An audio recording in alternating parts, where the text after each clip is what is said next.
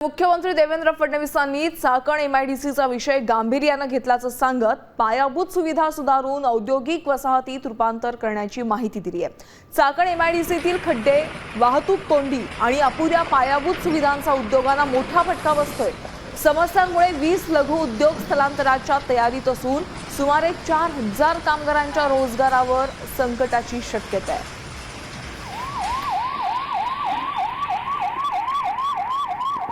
या एमआयडीसी एरियाजला टाउनशिपमध्ये आपण परिवर्तित करत नाही तोपर्यंत त्याचे इन्फ्रास्ट्रक्चर आपण अपग्रेड करू शकत नाही किंवा त्याचा रखरखाव नीट होत नाही।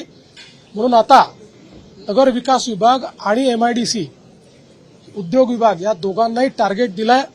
पहिल्यांदा पुण्याच्या जवळच्या ज्या चांगल्या आमच्या एमआयडीसीज आहेत यांना इंडस्ट्रियल टाउनशिपमध्ये परिवर्तित केलं की मग तिथेच पैसा उभा होईल आणि त्या ठिकाणी इन्फ्रास्ट्रक्चरचं जे काही देखरेख आहे ती करता येईल। पण मी निश्चितपणे आपल्याला सांगतो की चाकणचा विषय अतिशय गंभीरतेने घेतलेला आहे आणि आम्ही सोडवतो।